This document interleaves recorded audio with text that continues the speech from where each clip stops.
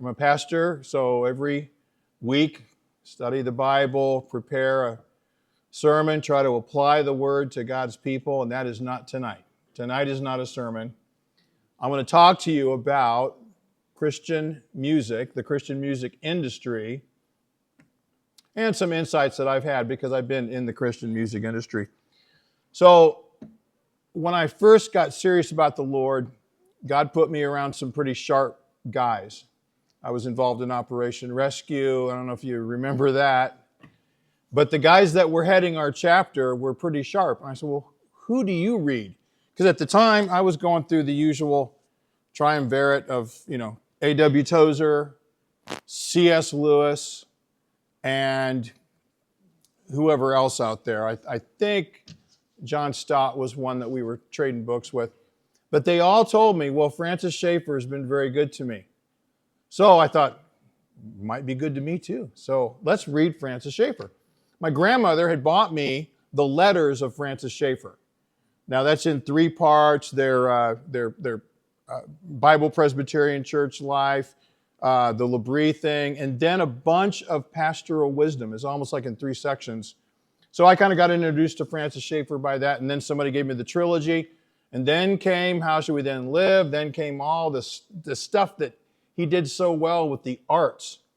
And, I had been in the arts. If you consider heavy metal an art, it's an art form. It's one of the arts. We like to claim it. Redheaded stepchild, you stay over there. Metal. But I was into music.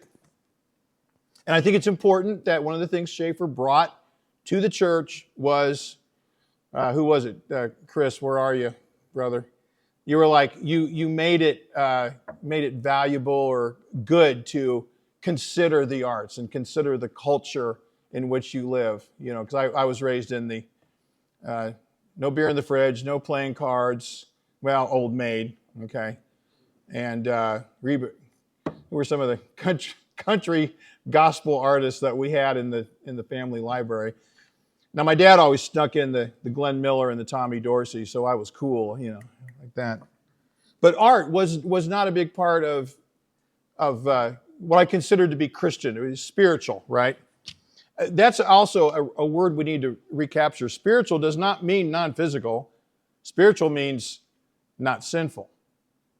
Many times in the Bible, people will read that and they'll think, oh, that's talking about up here and I'll fly away. And it's really not. It's talking about non-sin, right? So a little background. Grew up in a Christian home for which I am absolutely grateful. Grandmother was a godly woman, read me Bible stories, even the scary ones, And both my folks were public school teachers. They also had a gospel quintet called the Jubileers. Oh, yeah. And I was just telling somebody at supper, whenever they would go to a church that wasn't, 4 walls and a sermon, the Lord be with you and also with you. Well, they must not believe because they have tradition. It's right along what John was talking about. But anyway, grew up in this, and heard a lot of sermons. We're in different churches. And the music's just awful. Southern gospel is, it's like greasy fried chicken. It just doesn't leave soon enough for me. But there are some good songs. And so in my life, by the time I hit high school, I had seen a bunch of church life.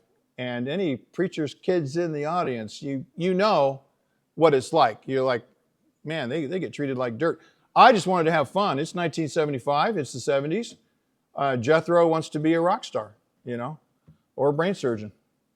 You're the only guy that gets my reference. So, okay, all right. He's fixing to be a double knot spy. Okay. So I wanted to be a musician. Summer of my 6th grade year, that's the first year you learn to play a band instrument. So, of course, I chose the trombone because of my generous lips. And I also started playing the bass guitar, and that changed my life.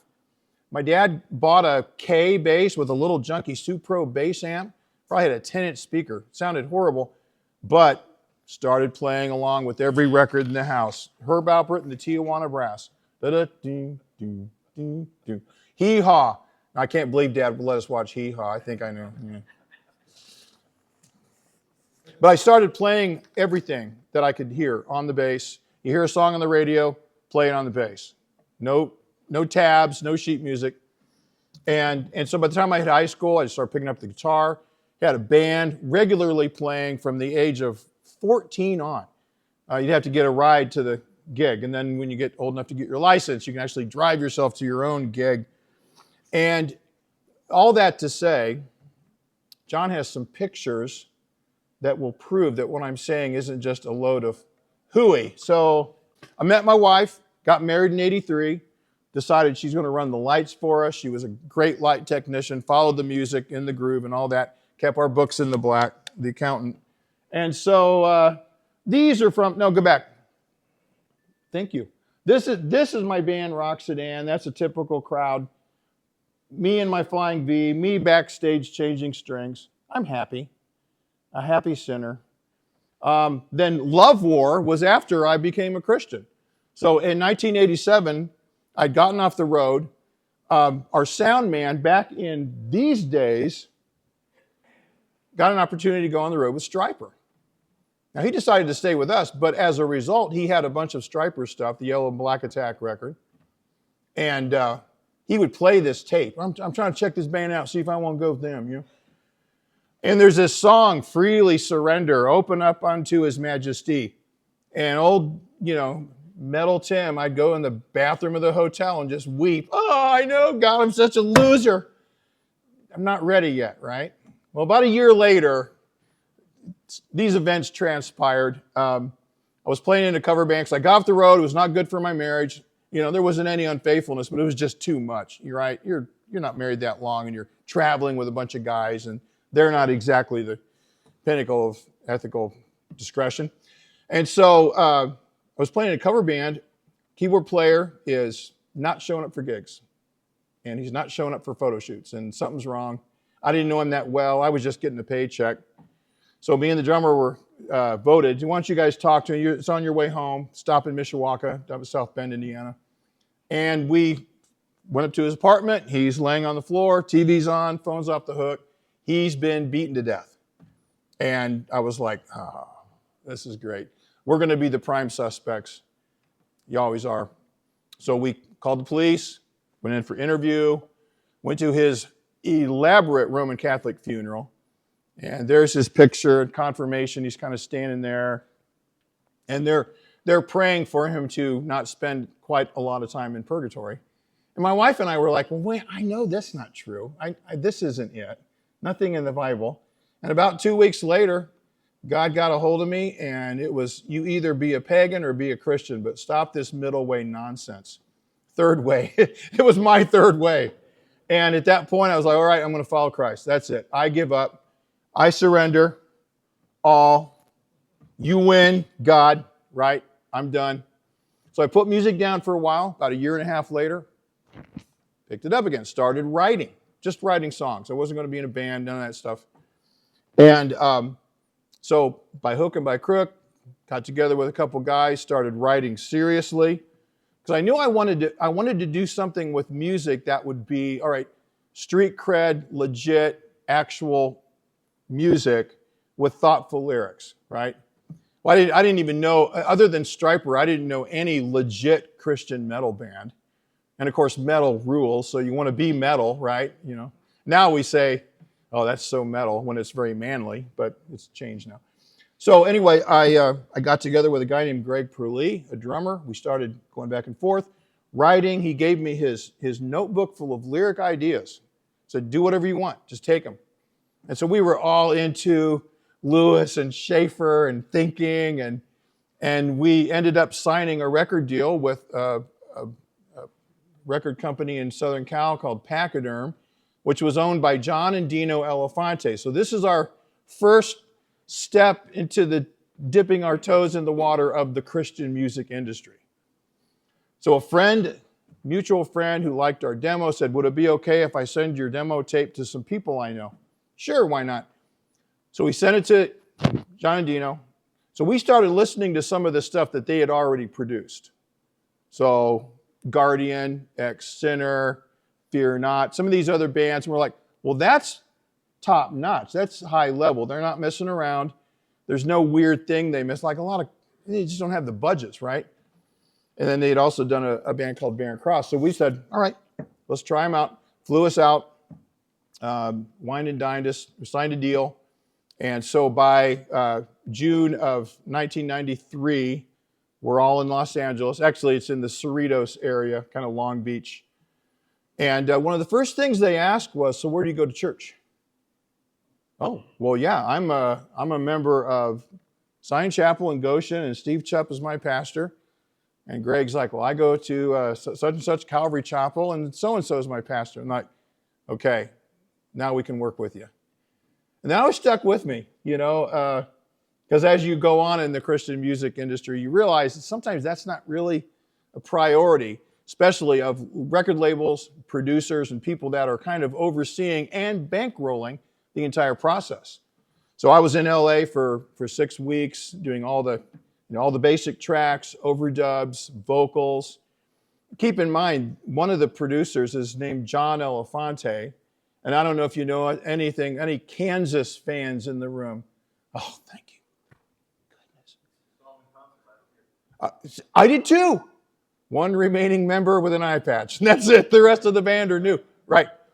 I did see him in 78. That was a good show. All right. Okay, this is inside baseball, right? What do you do when you hear the song The Wall? You usually go, that's salt in my popcorn.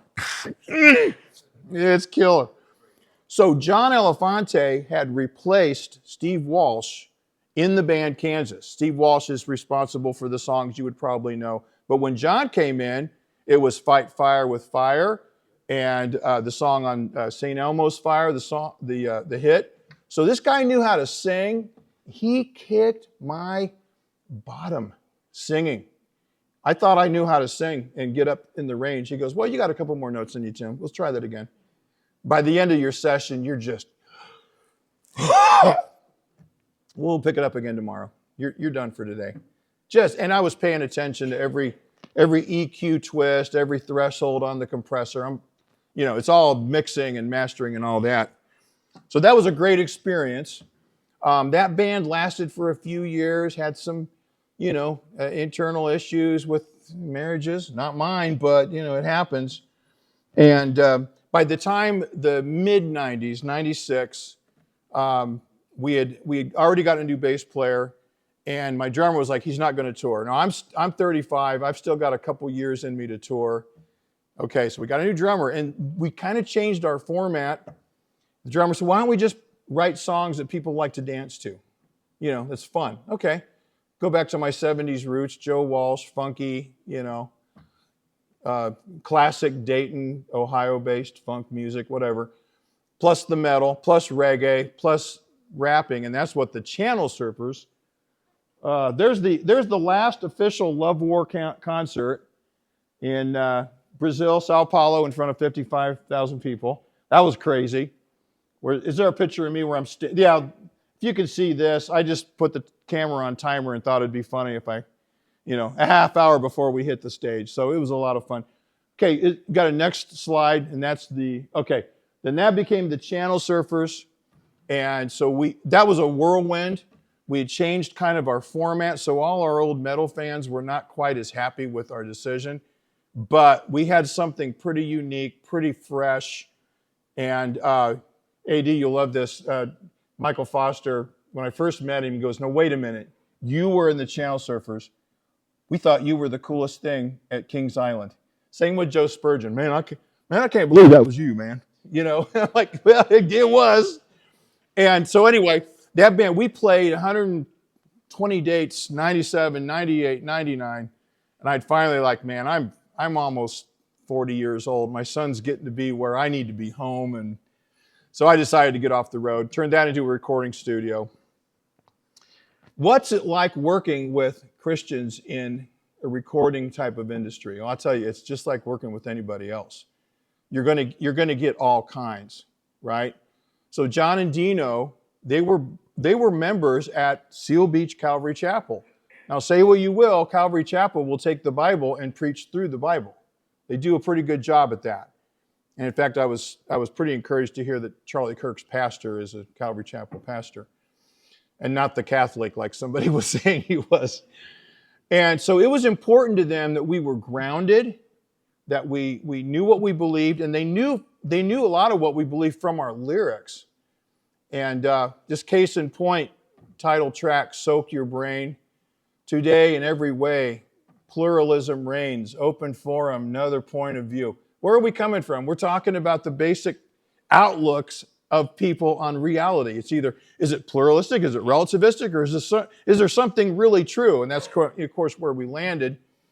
And there was a song we had called Keep Your Hands Off My Stuff. Okay, what's the first thing you think of? Keep your hands off my stuff. What? Huh? Don't steal from me. Right, and who do you think we were talking to? The government. I'll never forget an interview with this Christian radio station in Oklahoma City. He was like, so I heard that song y'all did. Man, that's so good. You're just telling the devil that you belong to Jesus. Keep your hands off him, right? No, it's actually about working hard and keeping the most of the largesse of your own labor. How about this? So simple, right? So we were already kind of talking about subjects that maybe weren't normal in Christian music and all that kind of thing. But working with the Elefante brothers was a good experience. Working with our mix engineer on both Channel Surfer records was good. By the time we were going to record our second Surfer record, I already had enough of my recording chops where I'm like, okay, I want you, record label, to give me more money up front, and I'm going to buy gear with that, and I'm going to record the entire record at my house, and then we'll come down to Nashville and mix it. And they agreed to it. And I'm still using the same gear 25 years later. Amazing, right? So in the industry, you're spending a lot of time on the road. If you're going to succeed as a band, it's inevitable that you must tour. It's not an option. Back then, the technology was that it's going to cost easily 25 to 30 grand to do a good record, to really make a record that's solid, that sounds good. And of course, when you compare that to, the multi-million-dollar productions, even something like Metallica's fourth record, that was an expensive record. They spent forever on that. And it sounds like it too. It really does. So when I first got out of the touring business, because I was like, this is a truck driver's schedule.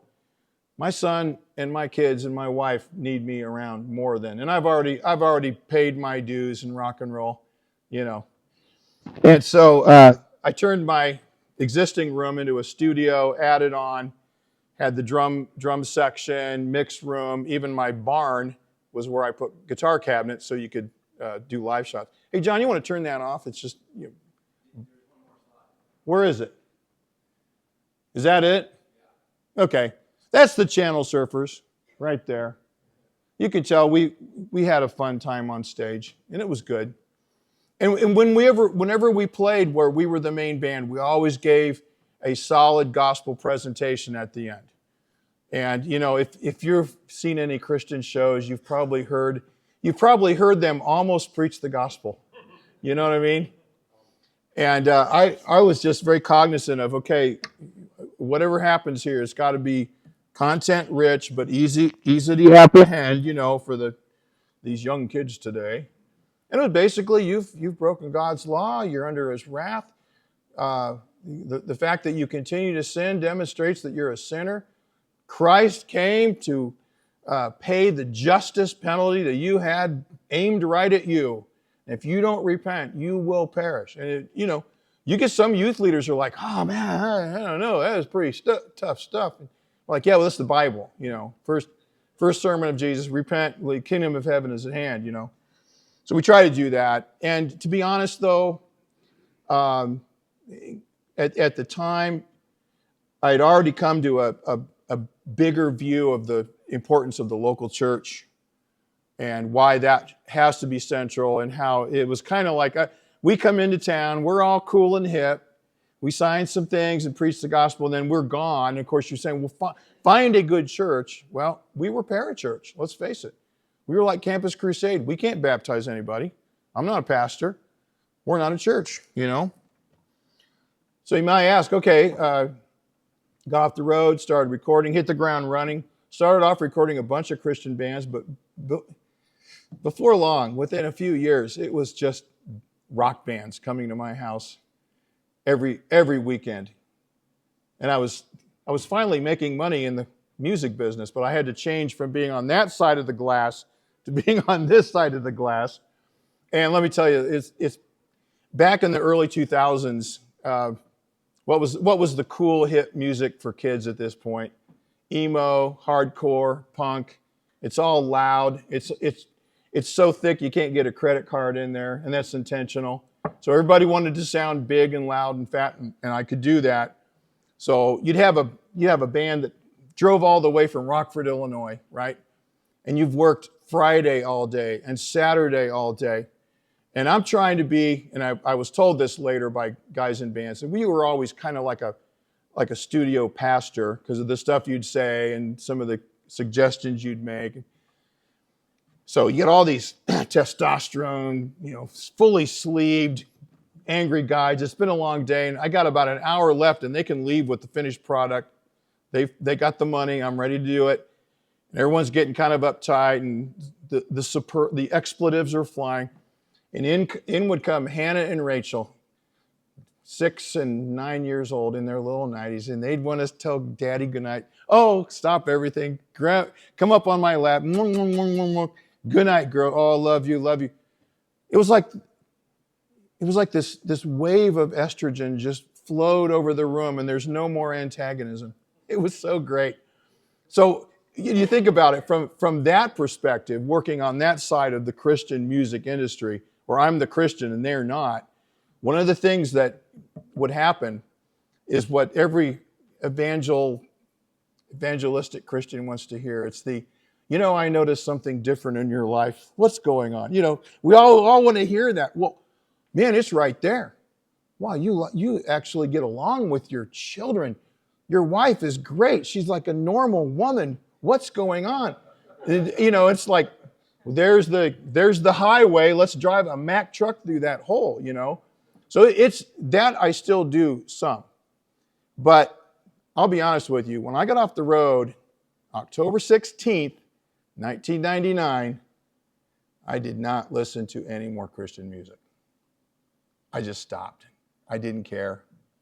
Some of it was just, I'd had it with, meeting so many bands and they're so cool. And you would be kind of shocked at the level of apathy they had towards truth about issues these are life and death issues. And they're like, well, as I just read, in fact, there's a Christian artist, this is happening as we speak, who happened to speak somewhat positively about Charlie Kirk's memorial service, lost 20,000 followers overnight. Okay, back up the truck. Let's do a little presuppositional stuff here. How come those people were following him in the first place? What did they think he believed? Okay, I'm not going to fault him too much. I'm glad he came out and said what he said. However, what they'll tell you in learning to be a, quote, CCM artist, which we never did. We just said, we're just going to be a rock band. We're going to sing cool songs. And if we get a deal, great. We got a deal, got a couple deals, great. They say, don't say anything controversial. Don't say anything that might upset anybody. So why do they do that? Well, why does Andy Stanley do what he does? Why does anybody do what they do? It's because they're afraid of people. They're fear of man. They don't fear God, and they don't want to use the words that God has given us. So they use euphemisms and try to get around the mental block, as it were. And you can do that with music. Who won 2 Dove Awards in the early 2000s for his wonderful song, I Pledge Allegiance to the Lamb? Anyone? Right. He won another for Thank You. Okay, great. They're making money from this guy, right? The record labels, the publishing, that's a big deal. And now it's millions of Spotify plays. Well, he left his wife in 2005 and came out as a homosexual in 2008. Do you think they're still collecting money on those songs? Of course. Yes. And somebody asked me earlier, are you going to talk about why it seems like so many CCM artists, go the way of all flesh? Yeah, let's talk about that. What did I just say is absolutely necessary for a band to succeed? You have to tour. Touring is death on a marriage unless you're intentional. I had friends that I thought were solid, that were accountable to their church. They're divorced. They couldn't take it. They put their career ahead of their wife and children. And maybe they tried to pull out in time, but it was still a train wreck. Think about touring takes you away from not only your family, what else does it take you away from, Christian? The church. It's the local church, man. I tell our people all the time, the world is like, you're like on Big Sur, and the world is the ocean, and it keeps pounding and pounding you, wants to drag you back in past the shoals into the deep. You can't let it do that. So 52 Sundays a year, we come together so we can be edified and edify one another. So we sing together, we pray together, we sing songs together that are filled with faith. That's why I think music's so important in church. You want to disciple your people in good stuff. You give to the furtherance of the kingdom. And then at the end of the service, I know what we do at the end of our service. We break bread and drink wine together. It's called the Lord's Supper. It's communion. Then I get up there and I say, folks, you've been called. You've got a vocation, whatever sphere of influence you have. It's an outpost of the kingdom. Stand up, sing the Gloria Patri. Now go serve God. And there's food waiting. Usually there's food waiting. But that's every week. And what happens in these bands is they get used to not being in church with the other Christians who don't look like them, who, when you're 21 and I look like I do, I'm not exactly cool and hip anymore. I put on a few pounds and my hair's gone. Okay, how cool can you be, right? But that's what young people need, especially when they're getting stroked during the week because, we just love your band so much. It means so much to you get flattered. What does Proverbs say about flattery, So it's been disappointing to me to see a bunch of these CCM artists go by the wayside. Jennifer Knapp, lesbian. Plum, I don't know her real name, same thing. The guys in DC Talk, man, I've been around those guys. I did one of the gigs in South America was with Kevin, what's his name? Kevin something? Okay, yeah, he's there. I don't know. I'm just a guy. He seemed a little odd. What can I say?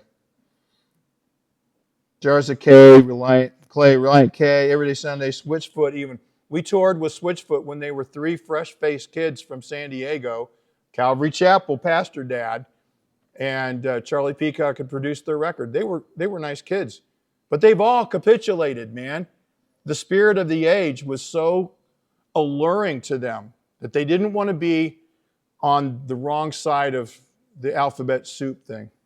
What about the other, like just normal bad decisions that lead to divorce? There's been tons of divorces. Some of them divorced to go to that alphabet soup side. I'm not going to go through the list. It's too depressing.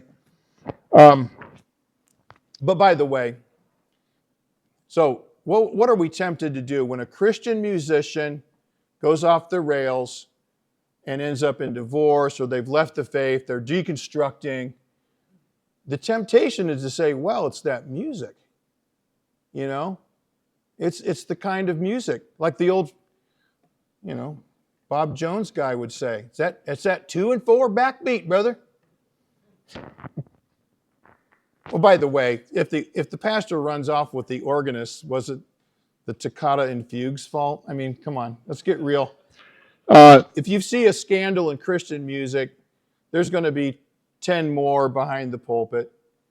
We ask why people fall. Well, why did Ravi Zacharias be able to do the stuff he did? Were you as gobsmacked by that as I was? I was. I thought, surely he's got somebody traveling with him. Surely, you wouldn't be that foolish.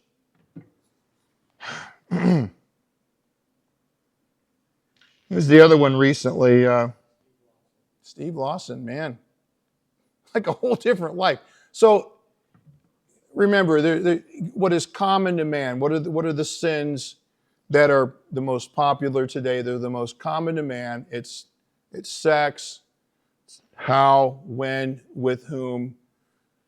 It's all in that realm, and that's horrible. Now, I did find something Megan Basham wrote really funny. She had posted on X that she goes, "It's ironic that all the groups, Christian groups that my mother recommended for me to listen to, have all gone off the rails. You know, they're all pagans, or you know, they're not serious. Amy Grant, Crystal Lewis, Audio A, you know, all these bands, and the heavy ones, they're like Reformed pastors." I was like, "Yeah, I knew it. I knew it." I'm one of those. You know, we had street cred. We're on those lists of, you know, the top 50 Christian metal records of all time. We'll come in around 46. We weren't that popular, but I'm going to take that because there's a lot of good bands out there. You know, it's one of those. It's my typical curse of death. Critics love it, and you sold about 20,000 copies. Okay, fine, fair enough. Okay, 22, but okay. There's a band called Precious Death. I see that head. Oh, come on. Let's talk about the weather. All right, he's one of my best friends. Christopher Neiswanger. He went by Chris Scott. Amazing group. Right with it. We were right in the same era, mid-90s metal with some funkadelic stuff going on. He's married, father of 6, pastors a what's the AR, Associate Reformed Presbyterian Church. Does great work. You ever heard of Atomic Opera? Yeah. No one's heard of that. Chris, we might as well we'll just go talk later. Atomic Opera. Solid band. Really good. But we're talking, all these bands are metal. Like, which, by the way, when you're fighting demons, it's the right, you know. That's why our tank guys in Desert Storm listen to Ride the Lightning and anything by Metallica while they're killing people and blowing things up. You know, there's a design to that music, right? Atomic Out, Frank Hart is a Missouri Synod Lutheran pastor, faithful brother, loves God and preaches the truth. One of the guitar players in Petra that I met in the studio, he was just a goofball kid. Later on, he reached out to me and said, "I wasn't even a Christian then, and now I'm pastoring a Reformed Baptist church. And I just graduated from wherever it is in Owensboro." You know, and I'm like, whoa, it's so good to hear that, because what you usually hear is all the negative stuff. And, you know, I'm not going to make a big deal about their music being light and fluffy and ours being heavy and all that stuff. Although I just did. Who's a stalwart right now in Christian music? I'm going to just throw it out. Who do you know is a non-compromising, leather-lunged, preach the truth, and he hasn't wavered? Thank you. Thank you. Skillet. I know, right? You know, Michael Sweet is still flying the flag. I ran into, you know, when I was finishing Love War, he was beginning the solo record. He told me the whole story about how they wanted to go for the brass ring with Against the Law, and it almost blew not only the band up, but all their marriages. And he was like, that was the worst thing we ever did.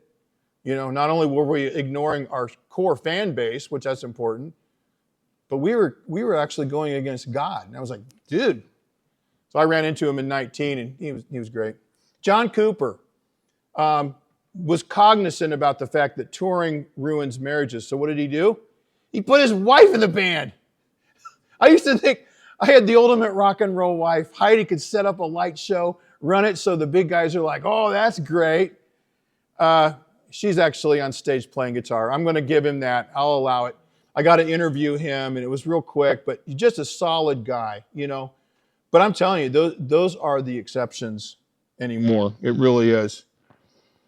And if anyone ever got concerned about a mosh pit, just think of it as football without rules and a football. So, all right.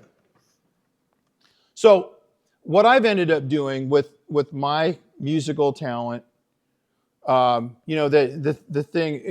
gifts to the church. Okay, that's through the battle hymns records that I've recorded. And the first one was a fluke because it was 2020 and no one was booking studio time. And I had time on my hands. I thought, why don't I just record a record? So I did. But What Wondrous Love, the old Sacred Harp song, had my daughter Hannah sing on that. We ended up printing up these battle hymns hymnals, which has a whole bunch of stuff. I stole a bunch of stuff from the Canis Christi, Psalm 2, why do the heathen... We'll sing that right now. But Mike Foster came up with this marketing, said, call it Battle Hymns for Weary Souls. I was like, I hadn't even thought about that. It's brilliant. That's why he does marketing and not me. And so now my main focus with music is I don't have time for all the new stuff because frankly, think of, I don't know if you know any Hillsong songs. I don't. Bethel songs. I don't. Jesus Culture. I don't. Elevation Church. Really? I don't. We just sang songs tonight that have been around the block a while. And by the way, let's sing a little fast. And can it be that I should gain? Charles Wesley. Remember, a Wesleyan says this, Ray broke the spirit, the dungeon flame with light. That's what I say. It's called regeneration. But those songs are still in our hymnals. Why? Because they've stood the test of time. They're the good stuff. So I try to find stuff that has stood the test of time, that's going to help people think in terms of their own spiritual walk, their walk with Christ, and how that, again, normal Christian, you're going to go out into the world and go back to work in that, metal fabricating shop with all the pagan guys who want to show you crap on their phone. Oh, look at this. You have to be able to say, nah, I serve a king. I just sang a song about my king yesterday, and it was like, if you don't kiss the sun, God's wrath is going to flare up in a second. So you better do that. And I'm kind of just paraphrasing there. I think one of the things, and we're going to hear our brother tomorrow, Mark, right? You're going to talk about why syrupy, saturated bubblegum music in church isn't a good thing, right? You were going to use that exact phrase, syrupy, saturated bubblegum. And I was talking to a friend of mine, Bill York. I had the privilege of officiating his son's wedding the week before. He was in town. I bring a cigar over. Yeah, come on over, man. And we were talking about this, and he said there was a phrase that somebody coined, and it's called habituated bubblegum. Musical, and in other words, bad habits. So someone was asking me earlier too, why is this stuff, why on this Christian Copyright Licensing International do they make millions off these bad songs that, by the way, they're going to be gone in a year and a half. No one will sing them because they're not that good. Well, that's part of the Christian music industry. Somebody's got to make a beautiful dollar in this business. I recommend, here's Tim's, this and $5 will get you a small latte. But use hymn books. You don't have to pay money. You buy the hymn book once, you're done. And people learn to read the bar tunes, bar as in bar. That's just me. I understand some people got to do the overhead. Nothing inherently wrong with that. But this idea of licensing and having to pay money to sing a song in church, it just rubs me the wrong way. And I'm a songwriter. So if you want Hail to Jesus or the new, it's called Maker and Master, Psalm 19, you can have it. They're pretty good songs. I think they're okay. And our church likes to sing them, I'll tell you something's interesting that, I mentioned earlier, and this is pretty close to my heart. It goes back to the church, goes back to discipleship. Whenever you meet together as a church, you have a liturgy. It's inescapable. It may look like 5 heads on a bulletin. It may be P.D. Wheatstraw coming out in skinny jeans. Hey guys, I'm so excited you're here. It's a liturgy, right? So what happens is that you train yourself and you train your people and you get trained by the rhythm of liturgy. Now, I'm not a sacramentalist, don't worry, I'm a Baptist. A recalcitrant, stubborn Baptist, by the way. I'm looking at you, Tom, Phil. Is it Phil? What's your name? Paul. Right. I'm kidding. I was getting ready to leave from supper. He goes, so tell me what? Okay, that's a good one. You almost got me there. No, but that being said, again, what did John say last night? We look at tradition and go, it must be bad. It's old. It's not new. It's not what what did you say? Charismatics constantly got to have a new breath, new fresh move. No, that's not true. You do good stuff and true stuff and do it over and over and over again. Just like when you're teaching your kids. You don't say, A is for apple. Got it? Move on.